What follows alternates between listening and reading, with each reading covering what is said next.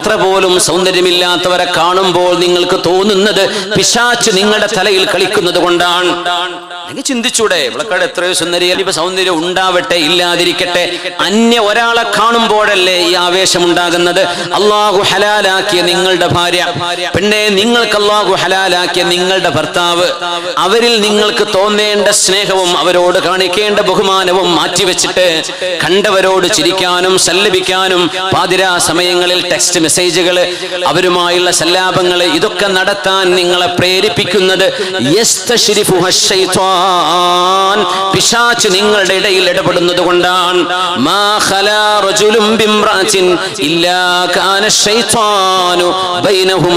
ഒരാണും ഒരു പെണ്ണും പരസ്പരം മെസ്സേജ് ചെയ്യുകയോ കോൾ ചെയ്യുകയോ സംസാരിക്കുകയോ ചെയ്യുമ്പോ എങ്ങനെ അനാവശ്യമായൊരവസ്ഥയിൽ വളരെ ഇമ്പോർട്ടന്റ് ആയ വളരെ അർജന്റ് ആയ ഒരു മാറ്റർ കൈമാറുന്നിടത്ത് സ്വല്ലല്ലാഹു അലൈഹി വസല്ലം ആ ഹദ്ദാദ് പറയുന്നു, ആ മനുഷ്യൻ പറഞ്ഞു, എനിക്ക് അവളെ കയറി പിടിക്കണം എന്ന് തോന്നി. അപ്പൊ അയാൾക്ക് അങ്ങനെ തോന്നി, ഒരു തോന്നൽ. മനുഷ്യന് പിഴവ് സംഭവിക്കാൻ ചില സെക്കൻഡുകൾ മതിയാകും. എത്രയോ ബുദ്ധിയുള്ള വിദ്യാഭ്യാസമുള്ള മനുഷ്യർ തറപറ്റി പോകുന്നത് പെണ്ണുങ്ങളുടെ വിഷയത്തിലാണ്, വികാരത്തിന്റെ വിഷയത്തിലാണ്, അല്ലേ? അദ്ദേഹം മഹാനായ മാലിക് ഇബ്നു ദീനാർ തങ്ങളോട് എന്റെ സമ്മതമില്ലാതെ ആരോടും പറയല്ലേ എന്ന് പറഞ്ഞു കൊടുത്ത കഥയാണിത്. മഹാനവറുകൾ പറഞ്ഞു, ആ കൊല്ലൻ വിശദീകരിക്കുകയാണ്, അവൾ, ആ പെണ്ണിന് ബുദ്ധിയുണ്ടായിരുന്നു, അവൾ ഹറാമ് ചിന്തിക്കുന്നവളായിരുന്നില്ല, അവള് കുഞ്ചുവർത്തമാനങ്ങൾക്ക് നിന്നുകൊടുക്കുന്നവളായിരുന്നില്ല, അവര് ദയ്യാനായ റഖീബായ അള്ളാഹുവിനെ ഭയപ്പെടുന്ന പെണ്ണാണ്. ശരീര സൗന്ദര്യം ഉണ്ടാകുന്ന നാലാളുകളെ കാണിച്ച് ആകർഷിപ്പിക്കാനുള്ളതല്ല പെണ്ണേ, നിറച്ച് വിൽക്കാനുള്ളതല്ല. നിങ്ങൾക്ക് അഭിമാനമുണ്ട്. ഒരു ആണായാലും പെണ്ണായാലും ഏറ്റവും വലിയ സമ്പാദ്യം നിങ്ങളുടെ ലജ്ജയാണ്, നാണമാണ്. തിന്മകൾ നിങ്ങളുടെ ഔറത്ത് മറക്കലാണ് നിങ്ങളുടെ സൗന്ദര്യം. നിങ്ങൾ ലജ്ജയുള്ളവരായി ജീവിക്കുന്നതാണ് നിങ്ങളുടെ ഏറ്റവും വലിയ ആഭരണം. ഒരു പെണ്ണിനെ അല്ലാഹു സുബ്ഹാനഹു വ തആല സൃഷ്ടിച്ചത്, ആണിനെ സൃഷ്ടിച്ചത് വിവിധങ്ങളായ ധർമ്മങ്ങൾ നിർവഹിക്കാനാണ്. ആരും ഒരാളെക്കാളും മീതയല്ല, ആരും ഒരാളെക്കാളും താഴെയുമല്ല. അതുകൊണ്ട് ഒരു ഭർത്താവും തന്റെ ഭാര്യ തന്നെക്കാൾ താഴെയാണ് എന്ന് ചിന്തിക്കേണ്ട. ഒരു പെണ്ണും ഒരാണിനെ കുറിച്ചും അവൻ എന്നെക്കാളും താഴെയാണെന്ന് അവളും ചിന്തിക്കേണ്ട. നിങ്ങൾ ഒരു പക്ഷേ സാമ്പത്തികമായോ വിദ്യാഭ്യാസപരമായോ തറവാട് കൊണ്ടോ മീതയായിരിക്കാം. നിങ്ങളുടെ ആരുടെ ഹൃദയത്തിലാണോ അള്ളാഹുവിനെ സംബന്ധിച്ചുള്ള ബോധമുള്ളത്, അവരാണ് അള്ളാഹുവിന്റെ അടുത്ത സ്ഥാനമുള്ളവർ. ഇതല്ലേ ഖുർആൻ പഠിപ്പിച്ചത്. അദ്ദേഹം വീട്ടിനകത്ത് കടന്നു. ആ പെണ്ണ് വിചാരിച്ചു, റബ്ബേ, ഒരന്യ പുരുഷൻ എന്റെ വീട്ടിലേക്ക്, എന്റെ ഭർത്താവ് നാട്ടിലില്ല, പിഞ്ചു പൈതങ്ങളാണ് ഇവിടെയുള്ളത്, ഇവിടെ നടക്കാൻ പോകുന്നതിന് ഹറാൻ. അല്ലാഹുവേ, നിന്റെ സംരക്ഷണമില്ലാതെ എനിക്ക് സംരക്ഷണം കിട്ടില്ല എന്ന് ആ പെണ്ണ് ചിന്തിച്ചിട്ടുണ്ടാവണം. അവൾ പറഞ്ഞു, നിങ്ങൾ ബേജാറാവല്ല, വീടിന്റെ ഉള്ളിലേക്ക് വാ. ആ മനുഷ്യനെ വീട്ടിലേക്ക് വിളിച്ചു. എന്നിട്ട് അവൾ അവിടെ കസേരയിൽ ഇരുന്നു കൊണ്ട് അയാൾ പറഞ്ഞു, എനിക്ക് കൈകാലുകൾ വിറക്കാൻ തുടങ്ങി, എനിക്ക് എന്റെ കണ്ണുകളെ വിശ്വസിക്കാൻ പറ്റുന്നില്ല. നല്ല ആളാണ്, പക്ഷെ ആ നേരത്ത് പിശാച് തലയിൽ കയറിയതാണ്. ഇത് പണ്ഡിതന്മാർക്ക് സംഭവിക്കാം, മുതഅല്ലിമീങ്ങൾക്ക് സംഭവിക്കാം, പിന്നെയുണ്ടോ സാധാരണക്കാരെ സംബന്ധിച്ച് പറയാൻ. ചില സമയങ്ങളുടെ അവസരങ്ങളാണ് അല്ലാഹു നമ്മുടെ ഈമാൻ പോലും എടുത്തു കളയാൻ കാരണമാകുന്നത്. ആ പെണ്ണ് പറഞ്ഞു, അഗ്ലിഖ് ഹാദൽ ബാബ്. അവൾ ഇരുന്നിട്ട് പറഞ്ഞു, ഈ വാതിലടച്ചേക്ക്. അപ്പൊ അവൻ വിചാരിച്ചു ഇവൾ റെഡിയാവുകയാണെന്ന്.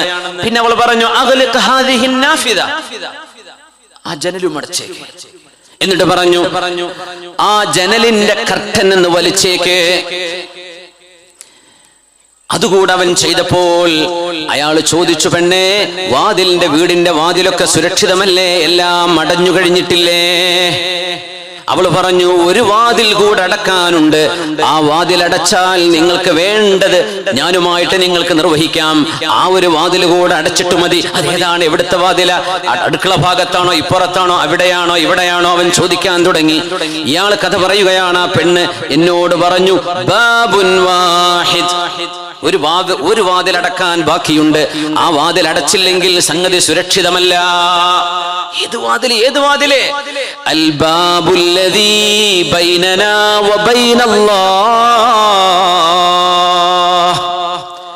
നമ്മൾ രണ്ടുപേർക്കും അള്ളാഹുവിനും ഇടയിലുള്ള വാതിൽ ഇപ്പോഴും അടഞ്ഞിട്ടില്ല, അതടച്ചിട്ട് പോരെ എന്ന് ആ പെണ്ണെന്നോട് ചോദിച്ചപ്പോഴാണ് വികാരം ആളിക്കയറുകയായിരുന്ന നേരത്ത് എന്റെ ഞരമ്പുകൾ തണുത്തു പോകുന്നത്. ഞാൻ എന്നെ പറ്റി ചിന്തിക്കാൻ തുടങ്ങി. എന്താണ് ഈ പെണ്ണ് പറയുന്നത്? ഭർത്താവ് നാട്ടിലില്ലാത്തൊരു സമയത്ത് ഭർത്താവ് യാത്രക്ക് പോയതാണ്. സമാന സാഹചര്യങ്ങൾ നമ്മുടെയൊക്കെ വീടുകളിൽ അയൽപ്പക്കങ്ങളിൽ ഉണ്ടായിക്കൂടെ? ആ പെണ്ണ് പറഞ്ഞത് അൽബാബുല്ലദീ ബൈനനാ വ ബൈനല്ലാഹ്, എന്റെയും നിങ്ങളുടെയും നമ്മൾ രണ്ടുപേരും കഴിച്ചാൽ അള്ളാഹുവിന്റെ ഇടയിൽ ഒരു വാതിലുണ്ട്, അവൻ അള്ളാഹു നമ്മെ കണ്ടുകൊണ്ടിരിക്കുകയാണ് എന്ന് പറഞ്ഞപ്പോൾ എനിക്ക് അള്ളാഹുവിനെ പേടി വന്നു. റബ്ബേ, നീ എന്നെ കാണുകയാണല്ലോ. ഈ പെണ്ണ് ഇത്രമേൽ സൗന്ദര്യമുണ്ടായിട്ട് ആ പെണ്ണിനൊരു പക്ഷേ എന്തെങ്കിലും സാമ്പത്തിക ലാഭം എന്നിലൂടെ കിട്ടിയേക്കാം. അതുപോലും മോഹിക്കാതെ സ്വന്തം ശരീരം തന്റെ ഭർത്താവിന് മാത്രമാണ് അള്ളാഹു അനുവദിച്ചത് എന്ന് വിശ്വസിച്ചതിന്റെ പേരിൽ താനുമായി ഒരു ഹറാമ് ചെയ്യാൻ വിസമ്മതിച്ചുകൊണ്ടും തന്നെ അള്ളാഹുവിനെ ഓർമ്മിപ്പിച്ചുകൊണ്ടും പറഞ്ഞ പെണ്ണാണത്. ആ പെണ്ണിന്റെ വാക്കിലൂടെ എന്റെ ഹൃദയത്തിലേക്ക് ഈമാൻ തിരിച്ചു വന്നു. എന്താ തിരിച്ചു വന്നെന്ന് പറയാൻ കാരണം? ലാ യസിനി സാനി ഹീന യസിനി വഹുവ മുഅ്മിൻ, ഒരു വ്യഭിചരിക്കുന്ന മനുഷ്യനും വ്യഭിചരിക്കുന്ന നേരത്ത് അവന്റെ ദേഹത്ത് ഈമാൻ ഉണ്ടാവില്ല എന്ന് പരിശുദ്ധ റസൂൽ സ്വല്ലല്ലാഹു അലൈഹി വസല്ലം. നിങ്ങളുടെ ഈമാൻ ഊരിയെറിഞ്ഞതിന്റെ ശേഷമേ നിങ്ങൾക്ക് ആ തിന്മ ചെയ്യാൻ സാധിക്കുകയുള്ളൂ. ആ ഒരു ചിന്തയിൽ നിൽക്കുകയായിരുന്ന എന്റെ മനസ്സിലേക്ക് ഈമാൻ തിരികെ വന്നു. അള്ളാഹുവിന്റെ ചിന്ത ആ മനുഷ്യന്റെ ഖൽബിലേക്ക് വരികയാണ്. ഇന്നല്ലദീന തഖൗ ഇദാ മസ്സഹും ത്വായിഫും മിനർ റഹ്മാനി തദക്കറൂ ഫഇദാ ഹും മുബ്സിറൂൻ. ഈമാനുള്ള ആളുകൾ പക്ഷേ ചില സാഹചര്യങ്ങളിൽ ടെംപ്റ്റഡായി പോകാം, ചില സാഹചര്യങ്ങളിൽ പെട്ടുപോകാം. എന്നാലും അവർക്ക് അള്ളാഹുവിന്റെ വിളിയാളം വരുമ്പോ, പള്ളിയിൽ നിന്ന് വാങ്ക് വിളിക്കുമ്പോഴെങ്കിലും അള്ളാഹുവിന് ഓർമ്മ വരും. ഒരു ഖുർആൻ പാരായണം, അള്ളാഹുവിനെ കുറിച്ചുള്ള ഒരു ചിന്ത അവിടെ പറയപ്പെടുമ്പോൾ പിന്നെ അവരുടെ എല്ലാ ആവേശവും കെട്ടുപോവുകയാണ്. അദ്ദേഹം പറഞ്ഞു, ആ പെണ്ണ് ചോദിച്ചു, അവലസ്ത ബിജാരിനൽ ഹദ്ദാദ്, നിങ്ങൾ എന്റെ അയൽവാസിയായ ഈ കൊല്ലപ്പണിക്കാരനല്ലയോ? പറഞ്ഞു, ബലാ, അതേ ആള് തന്നെയാണ് ഞാൻ. ആ പെണ്ണ് പറഞ്ഞു, അസ്അലുക അസ്അലുല്ലാഹ അസ്സ വജൽ. ആ പെണ്ണിന്റെ ദുആയാണ്. എന്തേ ഇരുമ്പ് കയ്യില്, ചൂടുള്ള ഇരുമ്പ് കൈ കൊണ്ട് തൊട്ടപ്പോ പൊള്ളാത്തതെന്ന് ചോദിച്ചില്ലേ? ആ പെണ്ണിന്റെ ദുആയാണത്. ആ പെണ്ണ് ദുആ ചെയ്തു കൊടുത്തു. തിന്മയിൽ നിന്ന് ഇയാൾ പിന്മാറിയപ്പോ ആ പെണ്ണ് ദുആ ചെയ്ത ദുആയാണ് ചരിത്രം ഇത് രേഖപ്പെടുത്തി. അസ്അലുല്ലാഹ ജല്ല വഅലാ അൻ യഖിയക ഹർറൻ നാരി ഫിദ്ദുനിയാ വൽ ആഖിറ. ഞാൻ അല്ലാഹുവിനോട് ദുആ ചെയ്യുകയാണ്, ദുനിയാവിലോ ആഖിറത്തിലോ തീയിന്റെ ചൂട് നിങ്ങൾക്ക് ഏൽക്കരുതേ എന്ന് ഞാൻ അള്ളാഹുവിനോട് ദുആ ഇരക്കുകയാണ്. മാലിക് ഇബ്നു ദീനാറേ, ആ പെണ്ണിന്റെ പ്രാർത്ഥന ഉണ്ടായതിന് ശേഷം ദുനിയാവിലെ തീ എന്റെ കൈകളിൽ തൊട്ടാൽ എന്റെ കൈ പൊള്ളാറില്ല. ഇനി ഞാൻ ആഗ്രഹിക്കുന്നു, വഹുവ മാ അർജൂഹു ഫിൽ ആഖിറ, നാളെ പരലോകത്തും അള്ളാഹു എന്നെ രക്ഷപ്പെടുത്തുമെന്നാണ് ഞാൻ പ്രതീക്ഷിക്കുന്നത്. ആഖിറത്തിലെ തീയും തുടരുതേ എന്ന് ആ പുണ്യവതിയായ പെണ്ണെനിക്ക് വേണ്ടി ദുആ ചെയ്തുവല്ലോ. ആ ദുആ ദുനിയാവിൽ ഞാൻ അനുഭവിക്കുകയാണ്. നാളെ പരലോകത്തും ആ പ്രാർത്ഥന സ്വീകരിക്കപ്പെട്ടിരിക്കണം. അതാണ് മാലിക് ഇബ്നു ദീനാറേ ഞാനിങ്ങനെ പച്ചയിൽ ഇരുമ്പ് തൊടുന്നതിന്റെ രഹസ്യമെന്ന് മഹാനായ അൽ ആലിമുർ റബ്ബാനി, മഹാനായ ശൈഖ് മാലിക് ബിൻ റഹ്മത്തുള്ളാഹി തആല അലൈഹി, താബിഈങ്ങളുടെ കാലഘട്ടങ്ങളിൽ ലോകത്ത് വന്ന ലോകപ്രസിദ്ധനായ പണ്ഡിതനാണ്. അദ്ദേഹം ഉദ്ധരിച്ച സംഭവമാണിത്. ബിസ്മില്ലാഹിർ റഹ്മാനിർ റഹീം. إن الذين يخشون ربهم بالغيب إن الذين يخشون ربهم بالغيب لهم مغفرة وأجر كبير وأسروا قولكم أو اجهروا به إنه عليم بذات الصدور ألا يعلم من خلق ألا يعلم من خلق وهو اللطيف الخبير. സൂറത്തുൽ മുൽക്കാണ് ഇത്. തബാറക സൂറത്ത് എന്നും ഓതേണ്ട സൂറത്തല്ലേ ഇത്. വഅസിറു ഇന്നല്ലദീന യഖ്ശൗന റബ്ബഹും ബിൽ ഗൈബ്, കണ്ണുകൊണ്ട് കാണപ്പെടാത്തവനായ അല്ലാഹു The God Almighty who is unseen. കണ്ണുകൊണ്ട് കാണാൻ പറ്റൂല റബ്ബിനെ. ലാ തുദ്രികുഹുൽ അബ്സാർ, ലാ തുദ്രികുഹുൽ Absar. No eyes can conceive him. അല്ലാഹുവിനെ ഉൾക്കൊള്ളാൻ കണ്ണുകൊണ്ട് കഴിയില്ല. വഹുവ യുദ്രികുൽ അബ്സാർ. അല്ലാഹുവാണ് കണ്ണുകളെ നിയന്ത്രിക്കുന്നത്. He is the one controlling the eyes. കണ്ണുകളെ കാണാത്തത് കാണിച്ചു കൊടുക്കാനും കണ്ടുകൊണ്ടിരിക്കുന്നത് കാണാതെയാക്കാനും ആർക്ക് കഴിയും? അല്ലാഹുവിന് കഴിയും. وهو اللطيف الخبير. He is the subtle, the all-knowing. അല്ലാഹു സസൂക്ഷ്മം അറിയുന്നവനാണ്. മൈന്യൂട്ട് ഡീറ്റെയിൽസ് അല്ലാഹുവിന് അറിയാം. നിങ്ങൾ ഡിലീറ്റ് ചെയ്ത് കളഞ്ഞാലും അറിയും, ക്ലിയർ ചാറ്റ് ചെയ്താലും അറിയും, അക്കൗണ്ട് മാറ്റിയടിച്ചാലും അറിയും, നിങ്ങളുടെ ഐഡന്റിറ്റി ഫേക്ക് ചെയ്താലും. വഹുവ ലത്തീഫുൽ ഖബീർ. ഇത് വിശ്വസിക്കുമ്പോഴേ മുഅ്മിനാവുള്ളൂ. ഇത് വിശ്വസിക്കുമ്പോഴേ മുഅ്മിനാവുള്ളൂ. എല്ലാം റബ്ബിനറിയും. മെല്ലെ പറഞ്ഞാലും ഉറക്കെ പറഞ്ഞാലും ആരും കേൾക്കണ്ട. ഉമ്മണ്ട് ഇവിടെ, കുറച്ച് കഴിഞ്ഞിട്ട് വിളിക്ക്, അല്ലാഹ് അറിയുന്നുണ്ട്. ഉറക്കെ പറഞ്ഞു.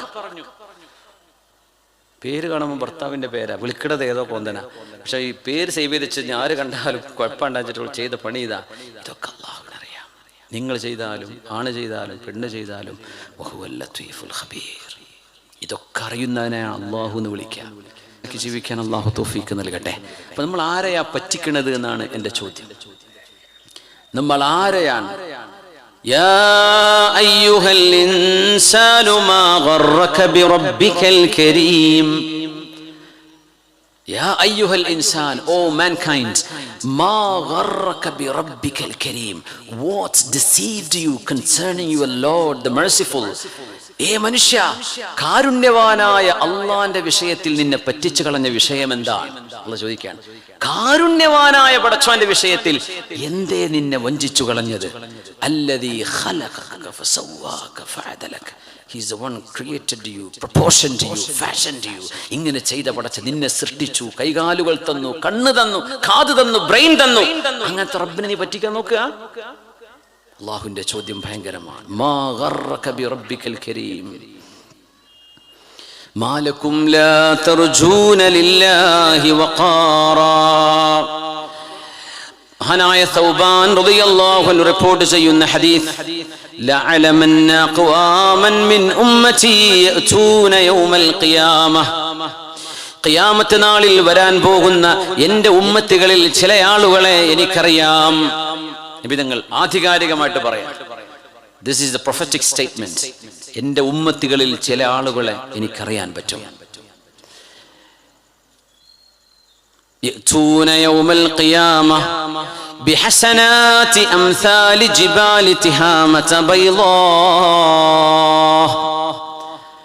തിഹാമ മലമടക്കുകളോളം, ഹിജാസിന്റെ മലമടക്കുകളോളം, വലിയ മലകളോളം വരുന്ന ഇബാദത്തുകൾ ചെയ്തു വരുന്നവർ. എല്ലാ കൊല്ലം ഹജ്ജിന് കൊല്ലത്തിലൊരു 10 ഉംറെങ്കിലും ചെയ്തിട്ടുണ്ടാവും, അല്ലെങ്കിൽ കുറെ കൊടുത്തിട്ടുണ്ടാവും. ഒരുപാട് നിസ്കാരം, ഒരുപാട് നോമ്പ്, ഇതൊക്കെ ചെയ്ത ആളുകളെ എനിക്കറിയാം. ഫയജ്അലുഹല്ലാഹു ഹബാഅൻ മൻസൂറാ. ആ മലകളോളം വരുന്ന ഇബാദത്തുകളെ അല്ലാഹു പൊടിപൊടിയാക്കി കളയും. എന്ത് ചെയ്യും? പൊടിപൊടിയാക്കി കളയും. അല്ലാഹുക്ക് വേണ്ട, ഭയങ്കര സംഭവമാണെന്ന് വെച്ച് പോയതാണ്. ചെന്ന് നോക്കുമ്പോൾ അല്ലാഹു ഒരു പൊടി പോലും ഇന്ന് സ്വീകരിച്ചിട്ടില്ല. അഊദു ബില്ലാഹ്, നഊദു ബില്ലാഹി മിൻ ഹാലിഹിം. സൗബാൻ റളിയല്ലാഹു അൻഹു ചോദിച്ചു, ഖാല സൗബാനു മൻ ഹും യാ റസൂലല്ലാഹ്. ആരാണവർ നബിയേ? സിഫ്ഹും ലനാ ജല്ലിഹിം ലനാ അല്ലാ നകൂന മിൻഹും. അവരാരാണെന്ന് പറയൂ നബിയേ, അവരെ ഒന്ന് വിശദീകരിക്കണേ നബിയേ, അവരെ ഒന്ന് തെളിയിച്ചു പറയണേ നബിയേ. ആ കൂട്ടത്തിൽ ഞങ്ങൾ പെടാതിരിക്കുവാനാണ്, ഒന്ന് പറഞ്ഞു തരുമോ നബിയേ? ഗൗരവമുള്ള ഹദീസാണ് മുഅ്മിനെ. ഇത് നിങ്ങളെ പഠിപ്പിക്കാനുള്ള യോഗ്യത ഉള്ളത് കൊണ്ടല്ല. വലൗലം യഅദു ഫിന്നാസി മൻ ഹുവ മുദ്നിബു ഫമൻ യഅദുൽ ആസീന ബഅദ മുഹമ്മദി. ഇത് പറയാൻ പാപം ചെയ്യാത്തവരാരും ഇനി വരാനില്ല. അള്ളാഹുവിന്റെ റസൂലിന്റെ കാലശേഷം തെറ്റ് ചെയ്യാത്തവരിനി ബാക്കിയുണ്ടോ? ഇസ്മത്തിന്റെ കാലം ഹബീബിന്റെ വഫാത്തോട് അവസാനിച്ചു കഴിഞ്ഞു. അതുകൊണ്ട് തെറ്റ് ചെയ്യുന്നവര് തന്നെയാണ് വഅദ് പറയുന്നത്. നമ്മളാരും വലിയ ഖുറൈശികളായിട്ടല്ല, പറയാൻ യോഗ്യതയുണ്ടായിട്ടുമല്ല. പക്ഷേ ഇത് പറയേണ്ടത് ഉത്തരവാദിത്വമായതിന്റെ പേരിലാണ്. സിഫുഹും ലനാ ജല്ലിഹിം ലനാ ലിഅല്ലാ നകൂന മിൻഹും വനഹ്നു ലാ നഅലം. നബിയെ, ഞങ്ങൾ അറിയാതെ അക്കൂട്ടത്തിൽ പെട്ടുപോകുമോ എന്ന പേടി കൊണ്ടാണ് നബിയെ ഒന്ന് പറഞ്ഞു തരൂ, ആരാണിവർ? ഹബീബിന്റെ മറുപടി വന്നു സല്ലല്ലാഹു അലൈഹി വസല്ലം, അമാ ഇന്നഹും മിൻകും, അവർ നിങ്ങളെപ്പോലെ മുസ്ലിമീങ്ങൾ തന്നെയാണ്, മുസ്ലിമീങ്ങളാണ്. വമിൻ ജിൽദതികും, നിങ്ങളുടെ അതേ സ്വഭാവത്തിൽ ജീവിക്കുന്നവരാണ്. വയഖുദൂന മിനൽ ലൈലി കമാ തഅഖുദൂൻ. എന്താ പറഞ്ഞത്? രാത്രിയിൽ ഓവാലത്ത് പോയി കഞ്ചാവ് അടിച്ച് കിടക്കുന്നല്ല ഈ പറയണത്. രാത്രി സമയങ്ങളിൽ ഖിയാമുൽ ലൈലിന് തഹജ്ജുദിന് എഴുന്നേറ്റ് നിൽക്കുന്ന മുഅ്മിനീങ്ങളാണ്.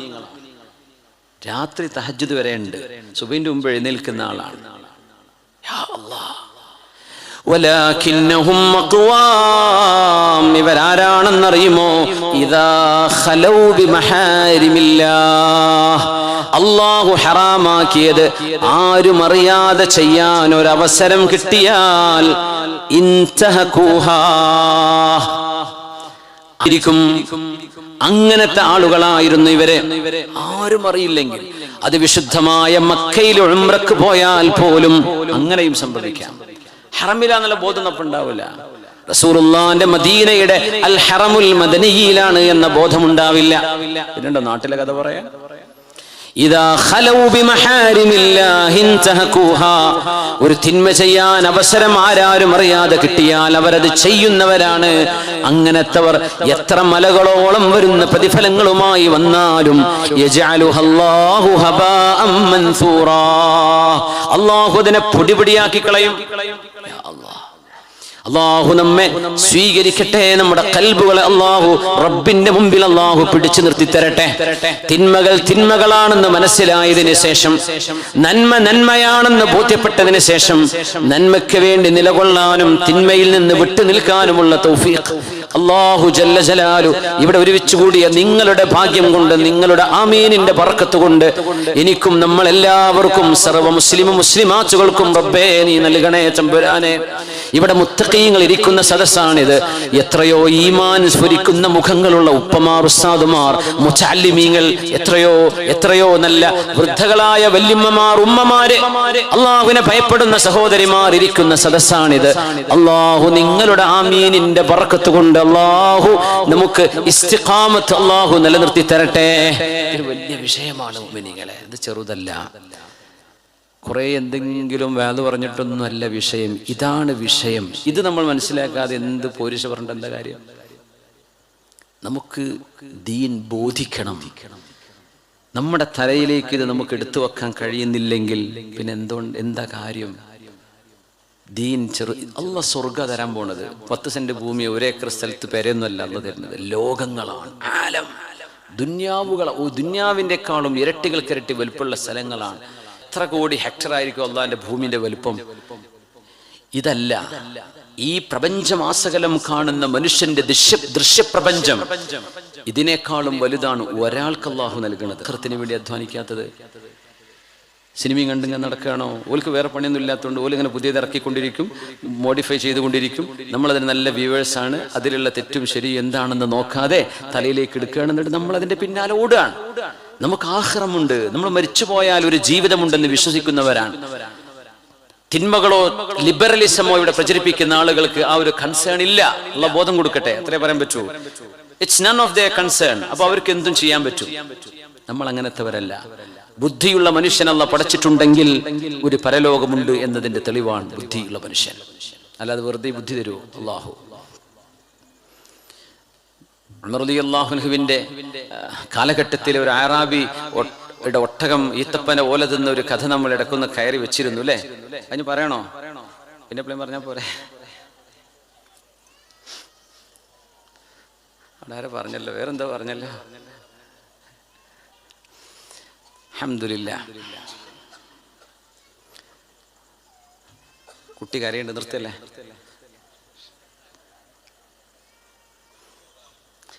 കുട്ടികൾക്ക് എന്തെങ്കിലും വീശി കൊടുക്കുക, എന്തെങ്കിലും വെള്ളമോ അല്ല ഭക്ഷണമോ എന്തെങ്കിലുമൊക്കെ. കുട്ടികളായിട്ട് വരുമ്പോഴൊന്നും എന്തെങ്കിലും കൊണ്ടുവരണേ. വലിയ ത്യാഗമാണ് മക്കളെയും മടിയിൽ വെച്ച് ഉമ്മമാരിയിരിക്കാം. പുതിയ പിള്ളേരോട് ഉഷാറായിട്ട് ഇരിക്കുന്നുണ്ടാവും. ഇങ്ങനെ ആ പെണ്ണ് സാധു കുട്ടികളെ നോക്കി മടിയിലും വെച്ച് കൈ വഴഞ്ഞിട്ടുണ്ടാവും. സീറ്റ് കിട്ടിയിട്ടുണ്ടാവില്ല, ചിലപ്പോൾ ഉള്ള സീറ്റ് വല്ല സുഖം ഉണ്ടാവില്ല. ഇൻഷാ അല്ലാഹ് അങ്ങനൊക്കെ അല്ലേ, പരസ്പരം ഒരു അണ്ടർസ്റ്റാൻഡിങ് ഒക്കെ അല്ലേ. അൽഹംദുലില്ലാഹ്. കല്യാണം കഴിഞ്ഞ ആദ്യത്തെ 2 കൊല്ലം ഉണ്ടാവും, പിന്നെ അത് കാണില്ല. ബൈക്കുമേലൊക്കെ വെച്ചാൽ പോവുക, പിന്നെ പറയും ബസ്സിന് പോരും, ഞാൻ പോയിക്കൊള്ളാറേ. സുബ്ഹാനല്ലാഹ്. 2 കുട്ടിയും കൂടെ ആയ പറയും ഈ കുട്ടികളും പിന്നെ വേറെ എപ്പോഴെങ്കിലും പോയിക്കോ, നിന്റെ ഒപ്പം പോരണ്ടേ, ഇന്ന് ഞാൻ ഒറ്റക്ക് പോയിട്ട് വരാമെന്ന് പറയും. പിന്നെ അങ്ങനെയാവും. അതും അങ്ങനെ ജീവിക്കുന്നു, ആർക്കോ വേണ്ടി. അങ്ങനെ നായി പോവരുതേ.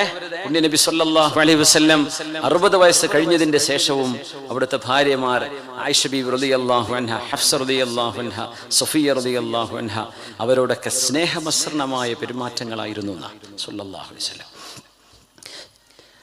മദീനയിൽ ഒരു അറാബി വന്നതാണ്. ആ അറാബി അദ്ദേഹത്തിന്റെ ഒട്ടകം ഒരു മദീനക്കാരന്റെ ഈത്തപ്പനയുടെ ഓല കടിച്ചു തിന്നു. അയാൾക്ക് പെട്ടെന്ന് ദേഷ്യം വന്നു. ചില ആൾക്കാർക്ക് പെട്ടെന്ന് ദേഷ്യം വരൂലേ. പിന്നെ ഒരു പച്ചപ്പാവായിരിക്കും. പിന്നെ പറയാം അത് ആ നേരത്താണ് ദേഷ്യം വന്നപ്പോൾ പറഞ്ഞു പോയതാ, സാറിലിട്ട കുട്ടിയാണ്. പറയാനുള്ള ദുന്യാവിനെ അപ്പുറം പറഞ്ഞിട്ടുണ്ടാവും. പിന്നെ ഇപ്പൊ വെത്ത് പിടിച്ചിട്ട് എവിടെ എത്താനാ. പറയുമ്പോ ഒന്ന് കരുതി പറയാം. ദേഷ്യപ്പെട്ട് പറയുകയാണെങ്കിലേ ചില ഉമ്മാരും വാപ്പാരൊക്കെ ഉണ്ട് പുളിച്ച ചീത്ത പറയാന്നൊക്കെ പറയില്ലേ നമ്മളെ മലപ്പുറം മലയാളത്തില്. പാലക്കാട് എത്തിയല്ലേ. അപ്പോ അങ്ങനത്തെ ചീത്ത പറഞ്ഞിട്ട് അപ്പൊ ഞാൻ പറഞ്ഞ ഉമ്മല്ലാണ് വിചാരിച്ചുള്ള പൊരുത്തപ്പെട്ടളാ. എന്നാലും ഉമ്മാരെ ഒരു കൺട്രോളിലൊക്കെ പറയാൻ പാടുള്ളൂ. ഉമ്മാർക്ക് ചില തോന്നലുണ്ട് കേട്ടോ. എങ്ങനെയെന്നറിയോ, മരുക്കളായ പോലെ ചീത്ത പറയാനുള്ള അധികാരമുണ്ട് എന്നാ തോന്നല്. മക്കളെയൊക്കെ ചീത്ത പറയാനുള്ള അധികാരമുണ്ട്, അങ്ങനെ അധികാരമില്ല. തിരുത്താനുള്ള അധികാരമുണ്ട്. ശിക്ഷണവും അച്ചടക്കവും പഠിപ്പിക്കാനുള്ള അധികാരമുണ്ട്. എന്നല്ലാതെ മരുക്കളൊക്കെ ചീത്ത പറയാൻ അത് ആരെന്നതാ? അങ്ങനെ സംഭവമില്ല. ആ നാട്ടുകാരുണ്ടാക്കിയതാണ്. മരോളല്ലേ, ഓളെ 4 പറഞ്ഞാലും കുഴപ്പമൊന്നുമില്ലല്ലോ, നാട്ടുകാരിൻ്റെ ഒപ്പാ കരന്ന്. അല്ലല്ല, അള്ളാഹും അവന്റെ റസൂലും നിങ്ങൾക്കെതിരായിരിക്കും. അവിടെ വെറുതെ ചീത്ത പറയുമ്പോൾ അങ്ങനെ പാടില്ലല്ലോ. അങ്ങനെ ഒരു വെപ്പ് നാട്ടിൽ എവിടെയോ ഇപ്പോഴും ബാക്കിയുണ്ട്. അതൊക്കെ എടുത്തു കളയണം. ആ തെറ്റുകളെ തിരുത്തലാണ് നമ്മുടെ ആവശ്യം. അങ്ങനെ അധികാരമൊന്നുമില്ല മക്കളെ ചീത്ത പറയാം. അങ്ങനെ ചീത്ത പറഞ്ഞാൽ മക്കളൊക്കെ വെറുക്കും. പഴയ മക്കളല്ല, നമ്മളൊക്കെ അടി കിട്ടി വളർന്ന മക്കളായിരിക്കാം. വാപ്പാന്ന് വിളിക്കാൻ വരെ ധൈര്യം ഉണ്ടായിട്ടുണ്ടാവില്ല. വാപ്പ ഒരു വാതിലൂടെ വരുമ്പോൾ അടുക്കളയുടെ പുറത്തേക്ക് കൂടിയ മക്കളായിരിക്കും നമ്മള്. പക്ഷെ ഇപ്പോഴത്തെ മക്കൾ അങ്ങനെയല്ല. നമ്മൾ അവരെ മനസ്സിലാക്കണം. ആ കാലഘട്ടത്തെ റൂളൊന്നും ഇപ്പം മണ്ണാർക്കാടും ഈ വമ്പാഴക്കോടൊന്നും നടക്കൂല. എന്ത് ചെയ്യണം, നമ്മളൊന്ന് കുറച്ച് നല്ല സ്വഭാവം നല്ല വർത്താനൊക്കെ പറയാം. നമ്മളൊക്കെ മനുഷ്യന്മാരാ. ശരീരത്തിൽ അസുഖവും വേദനയും ക്ഷീണമൊക്കെ ഉണ്ടാവുമ്പോൾ എന്തൊക്കെയോ പറയാൻ തോന്നും. മിണ്ടാണ്ടിരുന്നോളി, അതാ നല്ലത്. ആരെയും വെറുപ്പിക്കാതിരിക്കുക അല്ലെ. ദേഷ്യം വരുമ്പോ ഒരു മനുഷ്യൻ അവനവനെ കൺട്രോൾ ചെയ്യാൻ പറ്റിയാൽ അവരാണ് ഏറ്റവും നല്ലവരെന്ന് പരിശുദ്ധ റസൂൽ സ്വല്ലല്ലാഹു അലൈഹി വസല്ലം. മുപ്പരിപ്പുള്ളിലൊന്നും പോയിട്ടില്ല.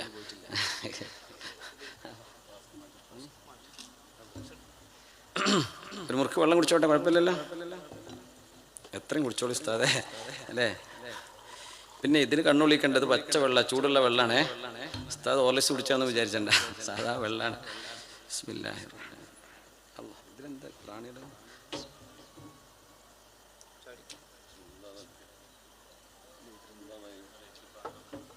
കുഴപ്പമില്ല. അൽഹംദുലില്ലാഹ്. മുസ്തഫ വിചാരിച്ച് ഭയങ്കര മഴ പെയ്ത് കുളവ് അടച്ചോനെ. ഇന്നലെ വിളിക്കുന്നുണ്ട്, ഉസ്താദ് ഞങ്ങളിപ്പോൾ എയർപോർട്ടിലെത്തിയോ? ആ എയർപോർട്ടിൽ തന്നെയുള്ളത്. ഈ സമയത്ത് ഇന്നലെ എയർപോർട്ടിലാണ്. ആ ഉസ്താദെ ദ്വാരക്കിട്ടോ, മഴ പെയ്യുമെന്ന് ഭയങ്കര പേടിയുണ്ട്, ദ്വാരക്ക്. പാവം ഭയങ്കര ബേജാറ്. ഉസ്താദ് പോയോ? ഉണ്ടോ? ഏതായിരുന്നാലും ഒരു ടെൻഷനേ. സ്വന്തം പേരിലെ കല്യാണത്തിൻ്റെ അന്നുണ്ടാവും നമുക്കൊരു ബേജാറ്. എന്ന പോലെ ബേജാറിലായിരുന്നു മുസ്തഫ. അള്ളാഹു ഖൈർ കൊടുക്കട്ടെ. ഇതിപ്പോൾ ആർക്കും മൂപ്പർക്ക് പേരി കൊണ്ടാണെന്നല്ലല്ലോ, നമുക്ക് എല്ലാവർക്കും വേണ്ടിയുള്ള ടെൻഷനല്ലേ. ലാ യുസീബുൽ മുഅ്മിന മിൻ ഹമ്മിൻ വലാ ഗമ്മിൻ വലാ നസബിൻ വലാ വസബിൻ ഹത്ത ശൗകത യുശാഖുഹാ ഇല്ലാ കഫറല്ലാഹു ബിഹാ ഖത്വായാ. ടെൻഷൻ വരെ കൂലി കിട്ടുന്നതാണ്. അള്ളാഹു കൂലി കൊടുക്കട്ടെ. ആമീൻ യാ റബ്ബൽ ആലമീൻ.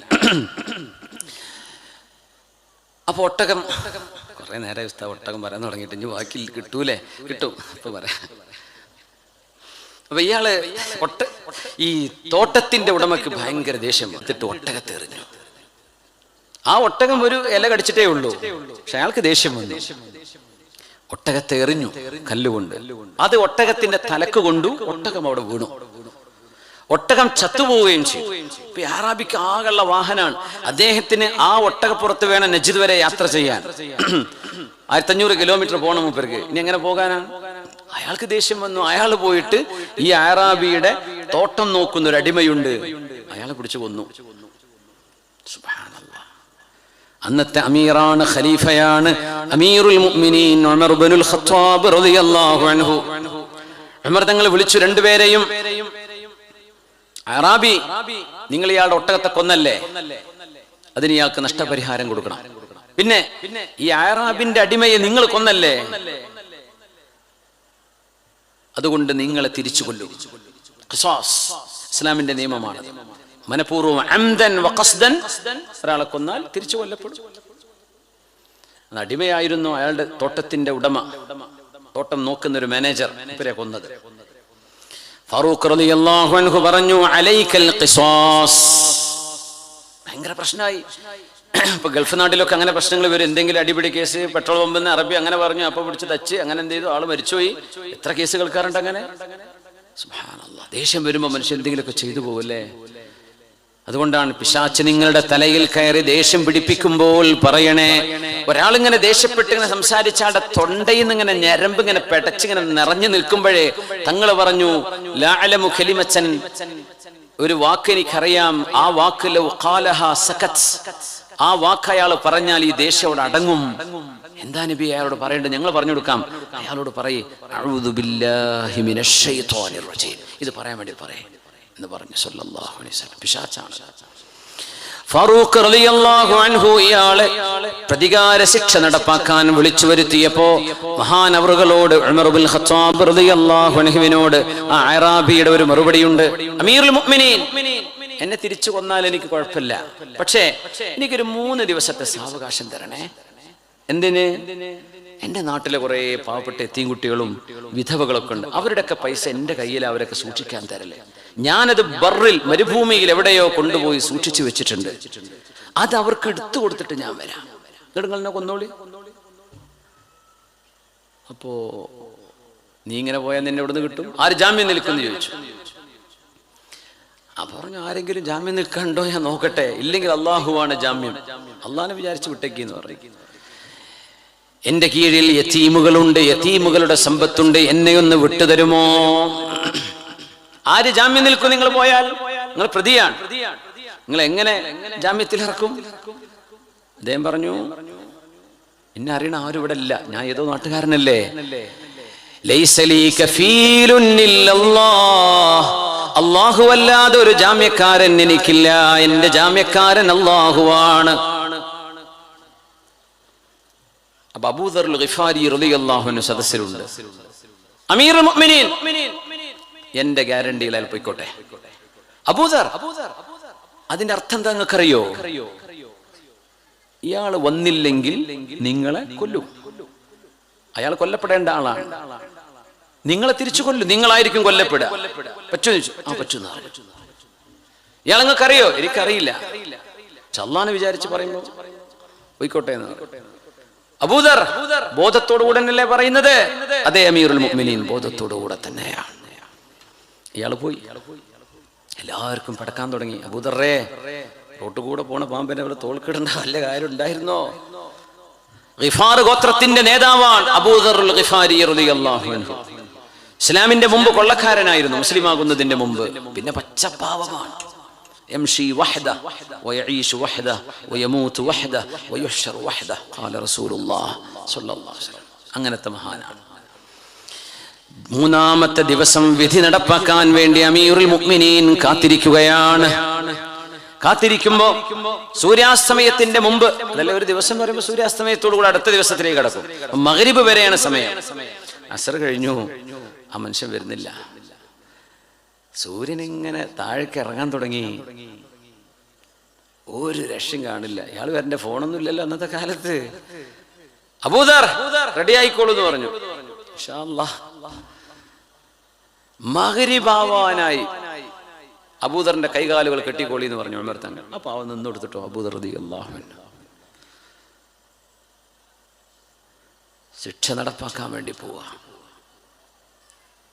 അപ്പോൾ ആ മനുഷ്യനുണ്ട് ഓടി വരുന്നത്, കതച്ച് വീർത്ത് കുളിച്ചോടി വരുന്നുണ്ട്. അമീറുൽ മുഅ്മിനീൻ, ഞാൻ എത്തിയിട്ടുണ്ട് എന്ന് വിളിച്ചു. ഹാജർ, ഞാൻ എത്തി. അബൂദർ ഇറങ്ങിക്കൊള്ളുന്നു. അബൂദർ തങ്ങളെ താഴെ ഇറക്കി.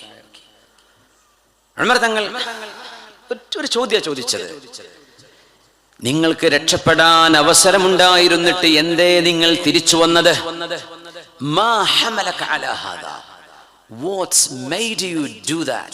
നിങ്ങൾക്ക് രക്ഷപ്പെട്ട് ഓടിക്കൂടായിരുന്നോ? എന്തിനെ നിങ്ങൾ ഇത് പണി ചെയ്തത്? നിങ്ങൾ എന്തിനിത് ചെയ്തു? ഹത്താ ലാ യഖൂലന്നാസു മാതതിൽ അമാന. അമീറുൽ മുഅ്മിനീനെ, ഞാനിത് ചെയ്യുന്നത്, ഞാൻ ഒരാൾ വരാതിരുന്നാൽ മനുഷ്യർ പറയൂലേ വിശ്വസ്തത മരിച്ചുപോയി എന്ന്. ഇന്ന് ആരെയും വിശ്വസിക്കാൻ കൊള്ളില്ല, പറഞ്ഞാൽ മനുഷ്യന്മാർക്ക് വാക്ക് പാലിക്കാൻ കഴിയില്ല എന്ന് ആളുകൾ പറയില്ലയോ എന്ന് ഭയപ്പെട്ടത് കൊണ്ടാണ് ഞാൻ തിരിച്ചു വന്നത്. അങ്ങനെ ആരും പറയരുത്. അമാനത്ത് നഷ്ടപ്പെട്ടിട്ടില്ല, വാക്കുകൾക്ക് വിലയുണ്ട്. ഞാൻ പറഞ്ഞ വാക്ക് ഞാൻ പാലിക്കാതിരുന്നാൽ അള്ളാനെ വിചാരിച്ച് എനിക്ക് വേണ്ടി സാക്ഷി നിന്ന അബൂദർ തെറ്റിദ്ധരിക്കപ്പെടൂലേ? അയാളെങ്കിലും വിചാരിക്കൂലേ അള്ളാന്റെ പേര് പറഞ്ഞ ഒരാൾ എന്നെ പറ്റിച്ചല്ലോ എന്ന്? അബൂദർ വിചാരിക്കൂലേ? അമീറുൽ മുഅ്മിനീൻ, ജനങ്ങളെ വിചാരിക്കൂലേ മാതത്തിൽ അമാന, വിശ്വസ്തത മരിച്ചുപോയി എന്ന് പറയൂലേ? അതുകൊണ്ടാണ് ഞാൻ ഓടി വന്നത്. അബൂദർ തങ്ങൾ ചോദിച്ചു, അബൂദറേ റളിയല്ലാഹു അൻഹു, അബൂദറേ, ഇങ്ങനെ ഒരാൾ, ഏതോ നാട്ടുകാരൻ, പേരും നാടും ഊരും നിങ്ങൾക്ക് തിരിയാതെ, നിങ്ങൾക്ക് അറിയില്ലല്ലോ ഇയാൾ എവിടുന്ന് വന്ന ആളാണ്, അങ്ങനത്തെ ഒരാൾക്ക് വേണ്ടി ജാമ്യം നിൽക്കാൻ എങ്ങനെ നിങ്ങൾക്ക് സാധിച്ചു അബൂദറേ? സ്വന്തം ജീവനാണ് നിങ്ങൾ എൻഡേഞ്ചർ ചെയ്യുന്നത്, ജീവൻ അപായപ്പെടുത്തിയിട്ടാണ് നിങ്ങൾ നിൽക്കുന്നത്. എങ്ങനെ നിങ്ങൾക്ക് സാധിച്ചു? അമീറുൽ മുഅ്മിനീനെ, ഹത്താ ലാ യഖൂലന്നാസ് മാതൽ അഹ്ദു വൽ വഫാ. അമീറുൽ മുഅ്മിനീനെ, ഒരാൾ വാക്ക് പറഞ്ഞാൽ ആ വാക്ക് പാലിക്കപ്പെടുമെന്നും അള്ളാഹുവിനെ മുൻനിർത്തിയിട്ട് ഒരു കാര്യം പറഞ്ഞാൽ ആ മനുഷ്യനെ വിശ്വസിക്കാമെന്നും ഞാൻ വിചാരിച്ചുകൊണ്ടാണ് ചെയ്യുന്നത്. ഞാൻ എങ്ങാനും അത് ചെയ്തില്ല എങ്കിൽ അള്ളാന്റെ പേര് പറഞ്ഞാൽ പോലും ഒരാളും ഒരാളെയും സഹായിക്കില്ല എന്ന കാലം വരൂലേ? ആളുകൾ അങ്ങനെ വിശ്വസിച്ചു പോകില്ലേ? അള്ളാന്റെ പേര് പറഞ്ഞാൽ പോലും, അള്ളാഹുവിനെ വിളിച്ച് റബ്ബിന്റെ പേരിൽ ജാമ്യമെടുത്താൽ പോലും ആളുകൾക്ക് വിശ്വാസമില്ലാത്ത കാലമാവില്ലയോ? അതുകൊണ്ടാണ് ഞാനത് ഏറ്റെടുത്തത്. ഇത് രണ്ടും കേൾക്കുമ്പോ മരിച്ചുപോയ ആ മനുഷ്യന്റെ ആ ഒരു തോട്ടത്തിന്റെ ഗാഢായ അവിടുത്തെ സൂക്ഷിപ്പുകാരനായ മനുഷ്യന്റെ പിതാവ്, അയാളാണല്ലോ ഈ ശിക്ഷ നടപ്പാക്കാൻ, അയാൾക്കാണല്ലോ അതിന് ധാർമ്മികമായിട്ടുള്ള അവകാശമുള്ളത്, നടപ്പാക്കേണ്ടത് ഖാദിയാണ്. പക്ഷെ ആ വാപ്പ അവിടെ ഉണ്ടാവുക, എന്റെ മകനെ കൊന്ന ആളല്ലേ? അദ്ദേഹം പറഞ്ഞു, അമീറുൽ മുഅ്മിനീനെ, ഞാൻ എന്റെ മനസ്സ് മാറുന്നു അമീറുൽ മുഅ്മിനീൻ, ഈ മനുഷ്യനെ കൊല്ലരുത്, ഈ മനുഷ്യനിൽ ശിക്ഷ നടപ്പാക്കരുത്, അധികം ഇയാൾക്ക് മാപ്പ് കൊടുക്കുകയാണ്. എന്തേ നിങ്ങൾ അങ്ങനെ ചെയ്തത്? ജനങ്ങൾ പറയൂലേ ഞാൻ ഇതുപോലും ചെയ്തില്ലെങ്കിൽ കാരുണ്യം വിചാരിക്കൂലേ?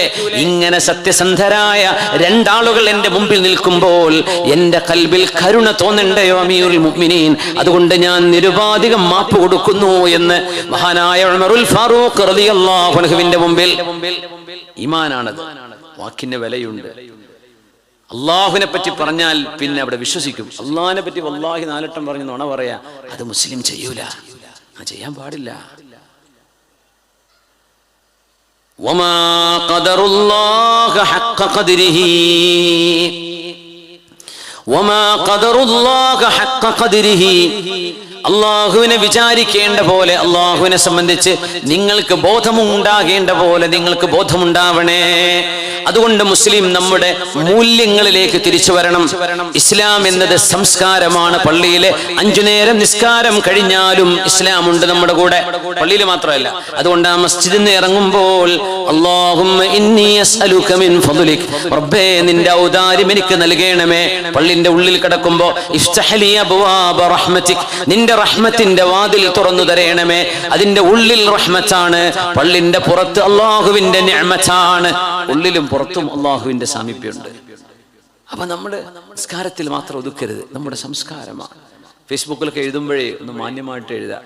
ഇപ്പൊ വേളൊക്കെ നടക്കുമ്പോൾ കോയാ ലൈവ് നടക്കണ്ടോ, ആരെങ്കിലും എന്തെങ്കിലുമൊക്കെ സ്വീപ്പൊക്കെ എഴുതി പോകണ്ടാവൂലേ, ഉണ്ടാ? ചിലരൊക്കെ അങ്ങനെ ഉണ്ട്, കുളിച്ച ചീത്തൊക്കെ എഴുതി പോകും. എന്നോട് ദേഷ്യമെല്ലാം ഉണ്ടാവും ചിലപ്പോൾ, അള്ളാഹു ആലം. അപ്പോൾ എന്തെങ്കിലുമൊക്കെ എഴുതി പോകും. ലൈവിൽ വന്നിട്ട് വെറുതെ ഉറക്കൊഴിച്ചിരിക്കണം, പോയി കടന്നുറങ്ങിക്കൂടെ, ഇതൊക്കെ എഴുതി വിടാം. അപ്പോൾ ചില ആൾക്കാർ അങ്ങനെ ഉണ്ടാവും. അവരോടൊക്കെ നമുക്ക് സഹതാപവും അവർക്ക് വേണ്ടി ദുആ നമുക്ക് ചെയ്യാൻ പറ്റുള്ളൂ, അല്ലേ? അപ്പോൾ നമ്മൾ എഴുതുന്നത് വി ആർ അക്കൗണ്ടബിൾ. അള്ളാഹു നമ്മളോട് ചോദിക്കും, എന്തേ നീ അത് എഴുതിയത്? നമ്മൾ പറയുന്നത് അള്ളാഹ് ചോദിക്കുക, എന്തേ നീ അങ്ങനെ പറയാൻ കാരണം? മഹാനായ അലിക്കുട്ടി ഉസ്താദ് ഇവിടെ സംസാരിച്ചു പോയി.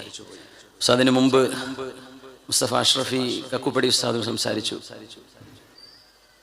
അതിൻ്റെ ഉള്ളിലൊക്കെ ചില വലിയ ആശയങ്ങൾ നിങ്ങൾക്ക് തന്നുകൊണ്ടാണ് അവർ സംസാരിച്ചത്. അലിക്കുട്ടി ഉസ്താദ് ഒന്നും പറഞ്ഞില്ല, പക്ഷെ ഉസ്താദിന് സ്വഭാവശുദ്ധിയും അവരുടെ വ്യക്തിത്വവും അത്രമേൽ മനോഹരമാണ്.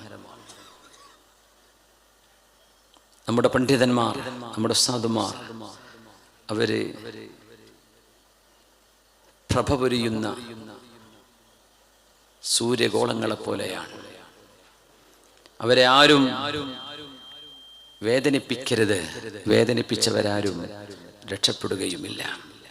സമ്മതവും അവരുടെ പൊരുത്തവും അവരുടെ കുരുത്തവും ചോദിച്ചു വാങ്ങി മാപ്പ് ചോദിച്ചാലല്ലാതെ. അതുകൊണ്ട് നമ്മുടെ ഫേസ്ബുക്കിലൊക്കെ കുറിപ്പുകൾ ദിനേന എന്നോളം വന്നുകൊണ്ടിരിക്കുന്നുണ്ട് നമ്മുടെ വിദ്യാർത്ഥികളുടെ ഭാഗത്ത് നിന്ന്. ആവേശപ്പുറത്ത് വിദ്യാർത്ഥികളാകുമ്പോൾ പലതും എഴുതാനുള്ള ഒരു ചോരത്തിളപ്പൊക്കെ ഉണ്ടാകും, സ്വാഭാവികമാണ്. പക്ഷേ ആലിമീങ്ങളെ തൊട്ട് കളിക്കരുത്. നിങ്ങളുടെ ഭാവിയും നിങ്ങളുടെ ദുന്യാവും നാളത്തെ ആഖിറവും അതിനാൽ നഷ്ടപ്പെട്ടു പോകും. അങ്ങനെ ഉണ്ടാവരുത്. വളരെ സ്നേഹത്തോടുകൂടെ ഓർമ്മപ്പെടുത്തുക മാത്രമാണ്. എഴുതാൻ എല്ലാവർക്കും ഒരുപോലെ കഴിഞ്ഞോണമെന്നില്ല. ചില ആളുകൾക്ക് വളരെ സർക്കാസ്റ്റിക്കലി, പരിഹാസ്യമായിട്ട് എഴുതാൻ കഴിയും. അതൊക്കെ ഇസ്ലാമിനെ ഡിഫെൻഡ് ചെയ്യാൻ ഉപയോഗിക്കേണ്ടതാണ്. പുണ്യനിബിതങ്ങളെ അറ്റാക്ക് ചെയ്യുമ്പോൾ ഹബീബിന്റെ ഓണർ കാത്തു സൂക്ഷിക്കാൻ വേണ്ടി ഉപയോഗിക്കേണ്ട കഴിവുകളാണ് അതൊക്കെ. അതൊന്നും മഹാന്മാരായ നമ്മുടെ പണ്ഡിതന്മാർക്ക് നേരെ വിരൽ ചൂണ്ടുന്ന തരത്തിലായി പോകരുത്. അതുകൊണ്ട് ഈ ഉമ്മത്തിനുണ്ടാകുന്ന നഷ്ടം, അതിന് ഉത്തരവാദികൾ നിങ്ങളായിരിക്കും. നിങ്ങളുടെ ദുനിയാവും നിങ്ങളുടെ ആഖിറവും അതിനാൽ നഷ്ടപ്പെടും. നിങ്ങൾ മുതഅല്ലിമീങ്ങളാണെങ്കിൽ. അങ്ങനെ അല്ല എന്ന അഭിപ്രായം ഉണ്ടെങ്കിൽ ഞാൻ പറയുന്നത് നിങ്ങളോടല്ല എന്ന് വിചാരിച്ചാൽ മതി. അള്ളാഹു കാര്യങ്ങൾ മനസ്സിലാക്കാൻ തൗഫീഖ് നൽകട്ടെ. സിദ്ദീഖ് റളിയല്ലാഹു അൻഹുവും ഉമർ ഫാറൂഖ് റളിയല്ലാഹു അൻഹുവും ഒരു യാത്രയിലാണ്. ആ യാത്രയിൽ അവർക്ക് ഭക്ഷണം ഉണ്ടാക്കാൻ ഒരു ഖാദിമുണ്ടായിരുന്നു. സ്വഹീഹ് മുസ്ലിമിൽ ഈ ഹദീസ് ഉണ്ടെന്നാണ് എൻ്റെ ഓർമ്മ ശരിയാണെങ്കിൽ. അനസ് ഇബ്നു മാലിക് റളിയല്ലാഹു അൻഹു ആണ് ഈ സംഭവം ഉദ്ധരിക്കുന്നത്. ജനങ്ങൾ പരസ്പരം ഖിദ്മത്ത് ചെയ്തുകൊണ്ടാണ് യാത്രകൾ ഉണ്ടാവുക. സിദ്ദീഖ് റളിയല്ലാഹു അൻഹുവും ഉമർ റളിയല്ലാഹു അൻഹുവും യാത്രയിലുണ്ട്. അവർക്കും ഒരു ഖാദിമുണ്ട്, ഒരു വേലക്കാരൻ. അപ്പൊ യാത്രയിൽ ക്ഷീണം ഉണ്ടാകും, നന്നായിട്ട് ഉറങ്ങിപ്പോകും, അല്ലേ? യാത്രയിൽ ഇപ്പോൾ ഉംറ കഴിഞ്ഞ് വന്നാലൊക്കെ ഉണ്ട് ഒരു ക്ഷീണം. അവിടെ നിന്ന് മക്കത്തുനിന്നൊന്നും ആ ക്ഷീണം ഉണ്ടാവില്ല, എയർപോർട്ടിൽ നിന്നും ഉണ്ടാവില്ല. വീട്ടിലെത്തിയിട്ടുണ്ട് ഒരു ഉറക്കം. ആ ഉറക്കത്തിൽ ഞാനിപ്പോ എവിടെയെന്ന് ചോദിക്കും ഉമ്മ.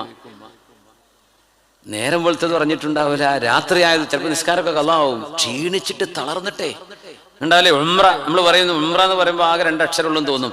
എന്തൊരു ത്യാഗമാണ് ഉംറ. ഒന്ന് ഇവിടുന്ന് യാത്ര ചെയ്യുമ്പോൾ ഫുൾ ഉറക്കൊഴിക്കണം, പിന്നെ കണക്ഷൻ ഫ്ലൈറ്റ് ആയിരിക്കും, പിന്നെ കുറെ ക്യൂ, കുറെ ഇമിഗ്രേഷൻ, പിന്നെ കുറെ ലഗേജ്. അത് കഴിഞ്ഞിട്ട് ബസ് വരാൻ കാത്തിക്കണം. ബസ് വന്നിട്ട് പിന്നെ സീറ്റ് ഒന്ന് കിട്ടാൻ വേറൊന്ന്, അതിന് ടാഗ് കിട്ടാൻ, എന്നിട്ട് ഭക്ഷണം കിട്ടാൻ, ഹോട്ടലിൽ ഇറങ്ങിക്കഴിഞ്ഞാൽ എത്രയോ പ്രയാസപ്പെട്ടുകൊണ്ടാണ് നമ്മുടെ പെണ്ണുങ്ങളൊക്കെ, പ്രായമുള്ളവരൊക്കെ ഉംറക്ക് പോകുന്നില്ലേ. വലിയ ക്ഷീണമായിരിക്കും, ഭയങ്കര ക്ഷീണം. പിന്നെ അള്ളാഹു ഒരു ആഫിയത്ത് കൊടുക്കുകയാണ്. അപ്പോൾ ഒരു ഉംറക്ക് മനോഹരമായി ചെയ്തിട്ട് ഹജ്ജ് കഴിഞ്ഞ് തിരിച്ചു വരുന്നു. അള്ളാഹു നമുക്കൊക്കെ ആരോഗ്യമുള്ള സമയത്ത് തന്നെ ഹജ്ജും ഉംറയൊക്കെ ചെയ്യാൻ അള്ളാഹു തൗഫീഖ് ചെയ്യട്ടെ. ഉമർ തങ്ങളും സിദ്ദീഖ് എന്നവരും യാത്രയിലാണ്. അവരുടെ കൂടെയുള്ള ഖാദിം, അവർക്ക് ഭക്ഷണം ഉണ്ടാക്കേണ്ട ഉത്തരവാദിത്തമുള്ള ഖാദിം ഉറങ്ങിപ്പോയി. സിദ്ദീഖ് റളിയല്ലാഹു അൻഹു ഉമർ എന്നവരും എഴുന്നേറ്റപ്പോൾ ഖാദിം ഉറങ്ങുകയാണ്. അവർക്ക് ഭക്ഷണം ഉണ്ടാക്കി വെച്ചിട്ടില്ല. ഈ സംഭവം സ്വഹീഹ് മുസ്ലിമിലെ ഈ സംഭവം നമ്മൾ ഉദ്ധരിക്കുന്നത് നമ്മളൊക്കെ ഉപയോഗിക്കുന്ന ചില വാക്കുകളുടെ ഗൗരവം എത്രത്തോളം ഉണ്ട് എന്ന് മനസ്സിലാക്കാനാണ്. നമ്മൾ വിചാരിക്കുന്ന ചില കാര്യങ്ങൾ നമ്മൾ മൈൻഡേ ചെയ്യാതെ വിടുന്ന ചില വാക്കുകൾ ഉണ്ടാവും. നമ്മളത് വി ഡോണ്ട് കെയർ ഇറ്റ്. നമ്മൾ വിചാരിക്കും അതൊക്കെ സിമ്പിൾ, അതൊന്നും അതിലൊന്നും വലിയ കാര്യമില്ല എന്ന് വിചാരിക്കും. പക്ഷെ നോക്കൂ, ഈ സംഭവം കേൾക്കണേ. സ്വഹീഹായ ഹദീസാണിത്. ഫാറൂഖ് റളിയല്ലാഹു അൻഹുവും സിദ്ദീഖ് റളിയല്ലാഹു അൻഹുവും എഴുന്നേറ്റപ്പോൾ ഖാദിം ഉറങ്ങിക്കിടക്കുകയാണ്, ഭക്ഷണം ഉണ്ടാക്കിയിട്ടില്ല.